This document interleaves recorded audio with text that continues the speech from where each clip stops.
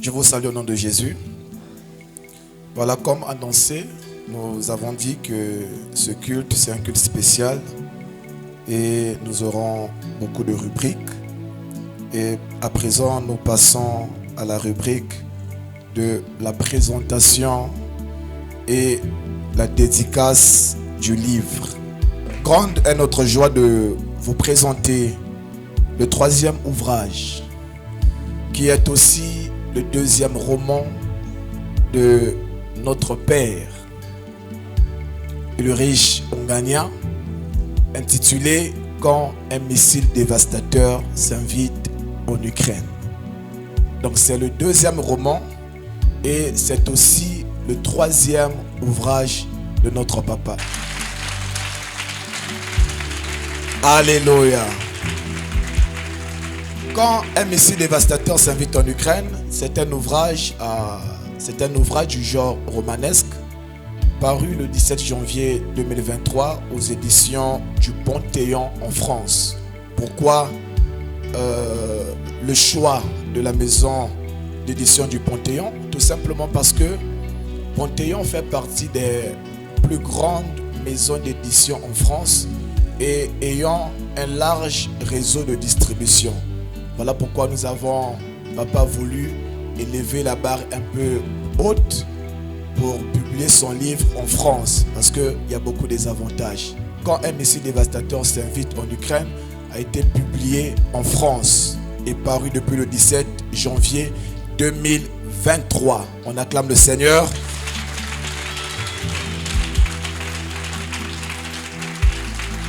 Alors, merci. Rapidement, nous entrons dans les caractéristiques techniques du livre. Le livre est en format 13 cm x 20 pour les amoureux de la littérature, ils vont comprendre. Et le nombre de pages est fixé à 96 pages. Et le livre comporte 5 chapitres. Le premier chapitre, on nous parle du déconfinement de la liberté de Tava. Tava, c'est un personnage imaginaire. Un personnage imaginaire, c'est le personnage principal de ce roman. Et pourquoi Tava? Tout simplement parce que notre père s'est inspiré d'une certaine, on va dire, rhétorique de notre frère, le grand juif. Parce que juif, quand on lui demande comment, au lieu de dire ça va, il dit Tava.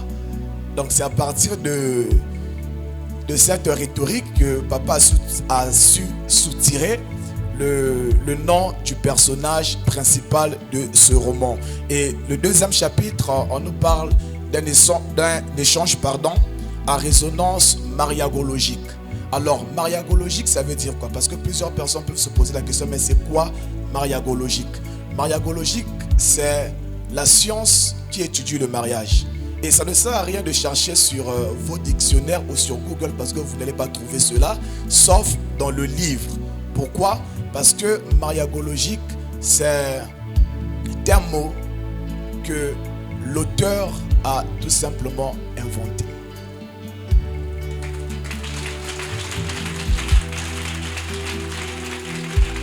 Donc, merci. Donc, on dira que c'est un néologisme. C'est un néologisme que l'auteur a inventé. Et la particularité avec notre auteur, dans chaque ouvrage qu'il écrit, il invente toujours un mot nouveau. Et nous croyons que ces mots-là pourront entrer dans l'Académie française. Est-ce qu'on peut acclamer le Seigneur? Alors, le 3e chapitre, on nous parle des préparatifs du mariage de Tava.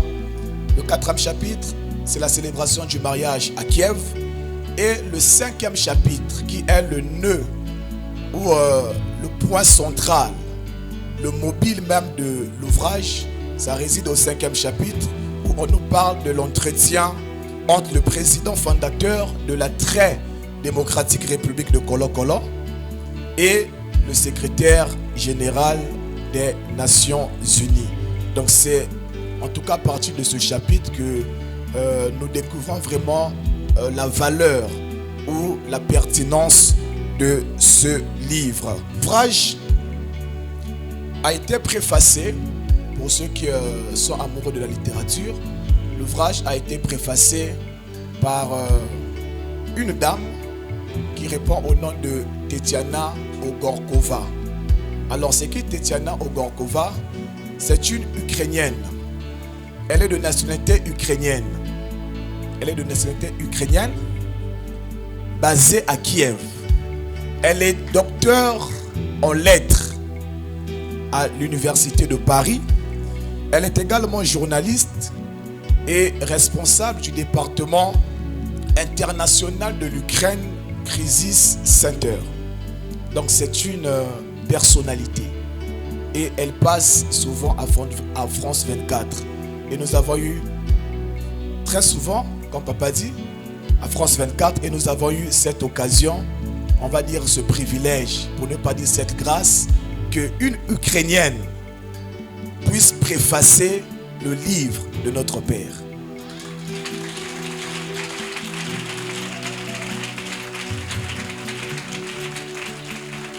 Et j'aime ce que cette dame a dit en recommandant au lecteur. Elle a dit, il y a au moins 3,5 000 raisons de lire le livre de notre Père. Comprenez que c'est une grâce. Et l'ouvrage est disponible en deux versions. La version papier qui est à 13,50 €, donc équivaut à 8 900 francs CFA.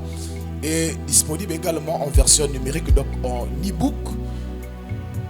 La version numérique est vendue à 9,99, équivaut à 6 500 francs CFA. Vous pouvez vous procurer le livre auprès de notre éditeur en visitant le site internet www.édition-panthéon.fr. Donc si vous entrez dans ce site, vous aurez la possibilité d'acheter ou de commander le livre. Ou mieux, vous pouvez commander ou acheter le livre de notre Père sur amazon.fr.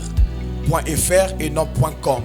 .fr, c'est parce que le livre a été publié en France. Donc le FR, ça fait renvoi à la France. Donc amazon.fr, vous allez retrouver le livre de notre Père, ainsi que sur fnac.com et sur toutes les plateformes de vente en ligne, ainsi que dans toutes les librairies de France. Dans toutes les librairies de France, vous allez retrouver ce roman. Vous allez retrouver le livre de notre Père. Alors, vous avez aussi la possibilité d'acheter le livre avec votre carte bancaire, une carte Master, une carte Visa. Tu peux être ici à Brazzaville sans pourtant te déplacer. Tu commandes le livre depuis Internet sur Amazon et au bout de quelques jours, on va vous livrer l'ouvrage. La question qui brûle toutes les lèvres, c'est de savoir comment un homme de science, comment un homme d'église, écrit un roman qui n'a rien à voir avec la théologie. C'est ça la question, n'est-ce pas? C'est la question que plusieurs personnes se posent, non? Comment un homme d'église, comment un pasteur écrit un roman qui n'a rien à voir avec la théologie, mais qui traite de la guerre de l'Ukraine? Cette question va nous pousser premièrement à passer en revue la biographie de l'auteur. Qui est l'auteur? L'auteur a plusieurs casquettes. Certes qu'il est connu dans sa casquette de prédicateur de l'évangile ou de théologien, mais il est également un homme de science. C'est un homme de science, l'auteur. C'est un coach en leadership et en art du bonheur conjugal. Donc en dehors de sa casquette de prédicateur ou de théologien, nous devons retenir ou savoir que notre Père, l'auteur, c'est un coach en leadership et en art du bonheur conjugal. Et en arborant cette casquette de coach en leadership et coach en art du bonheur conjugal, l'auteur a dans sa gibecière d'écrivain plusieurs livres, à savoir le management conjugal, c'est le livre de l'auteur. L'horizon d'un mariage en rose, c'est aussi le livre de l'auteur. Déjà écrit. Le mariage sublime, le livre de l'auteur. Le royaume du bonheur conjugal, c'est aussi le livre de l'auteur. Leadership chrétien pour un foyer harmonieux. Encore le livre de l'auteur. Les 3 desserts de la femme dans le foyer conjugal. Donc c'est ça le livre de l'auteur. Quand il est dans sa casquette de coach en leadership et dans l'art du bonheur conjugal. Ou quand il est dans sa casquette de coach en mariagologie. J'ai emprunté.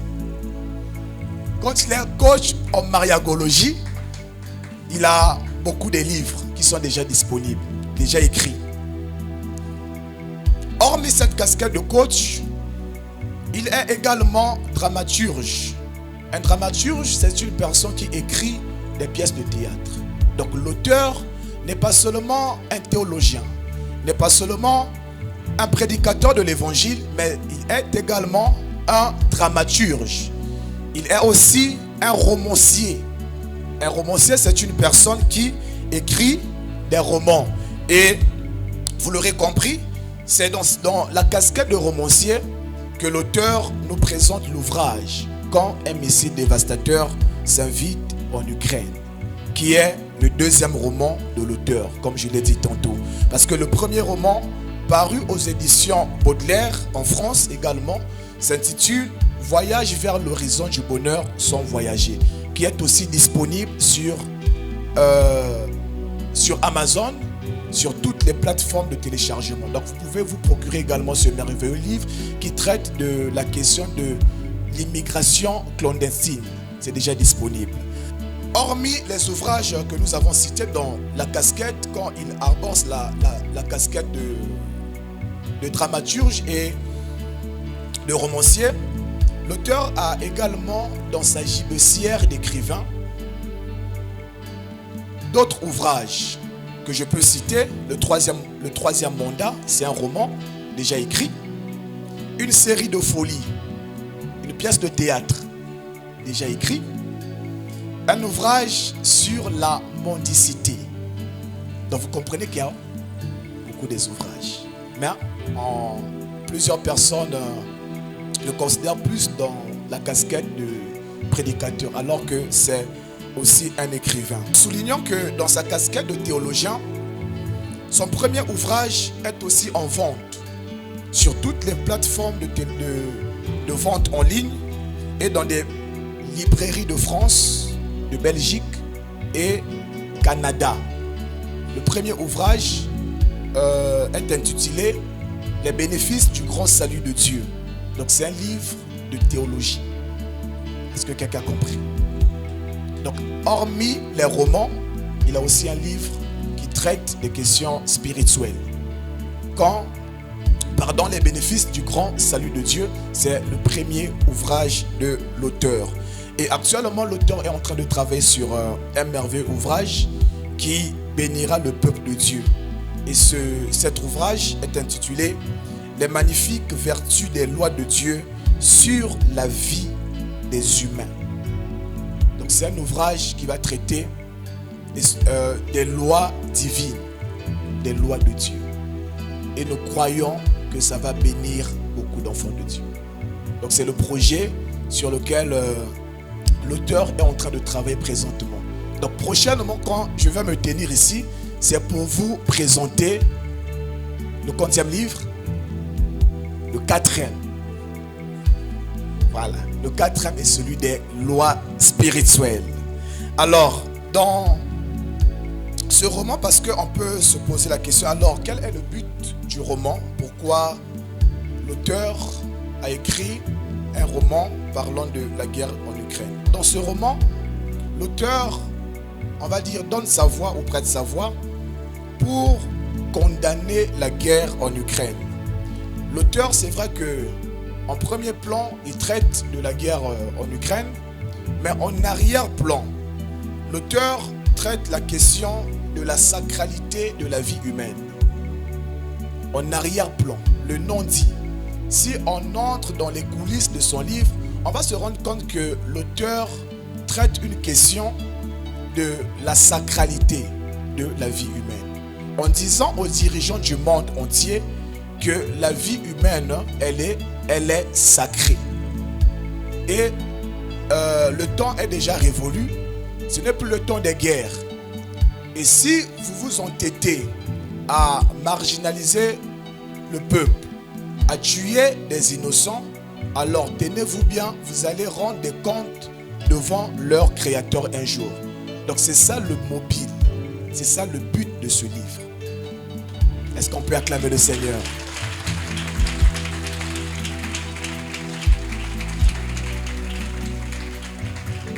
Et dans cet ouvrage, j'aime les analyses très approfondies de l'auteur, parce que l'auteur n'a pas froid aux yeux quand il dit à l'agresseur, c'est-à-dire le pays qui a agressé l'Ukraine, il dit au président fondateur, parce que c'est comme ça qu'on l'appelle dans l'ouvrage, qu'il y a au moins plusieurs raisons pour lesquelles vous n'allez jamais, et alors jamais, remporter la guerre en Ukraine.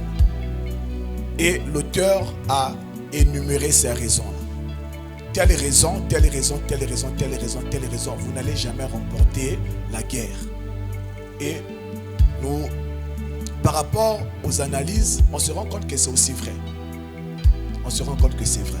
Et pour découvrir les raisons, je vais vous inviter tout simplement à vous procurer le livre, parce qu'on ne va pas vous donner toutes les raisons. Mais pour découvrir les raisons qui feront de telle sorte ou qui font que la Russie ne puisse pas remporter la guerre en Ukraine, eh bien, procurez-vous tout simplement l'ouvrage. Amen. Alors, nous allons faire quelque chose avant de passer à la dédicace du livre. On va se tenir debout et nous allons offrir une offrande d'acclamation à notre Dieu pour la vie de son serviteur. Est-ce qu'on peut acclamer le Seigneur?